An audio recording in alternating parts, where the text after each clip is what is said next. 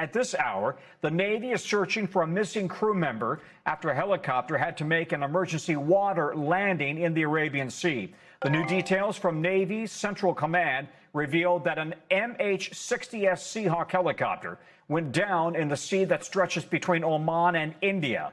So here's what we know at this hour. The Navy has recovered 3 of those crew members who were on board. They're all now back aboard the USS George H.W. Bush, and the Navy has made clear there is 0 evidence so far that this crash occurred because of any type of hostile action.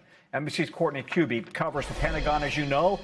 Courtney, this happened around 11 o'clock, I believe, local time, right? The middle of the day. What do we know about the ongoing rescue efforts? You've been on these helicopter carriers. You know how these things go. Yeah, so this is really the Navy's version of a U.S. Army Black Hawk. So it's the workhorse of the U.S. Navy when it comes to helicopters out at sea. And people might be wondering why there would have even been helicopters that were flying right now in the Arabian Sea. But keep in mind, even though there is this ceasefire, the U.S. Navy still has about 24 ships out there, and they are flying helicopters and aircraft every single day. So everything like training missions, some replenishments at sea they're involved in, like dropping things. You can see in some of the video and the photos that we have, they're dropping things down onto the deck of a ship.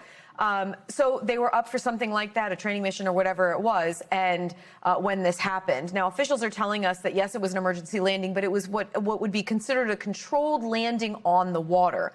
But remember what happens when a helicopter, you know this well, hits the water.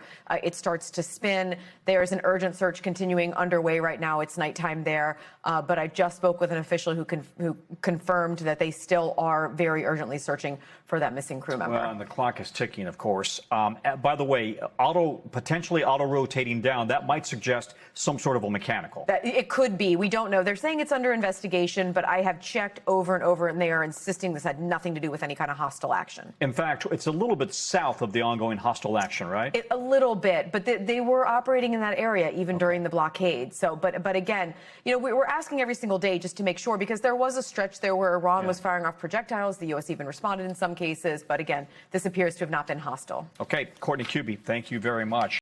We thank you for watching. And remember, stay updated on breaking news and top stories on the NBC News app or watch live on our YouTube channel.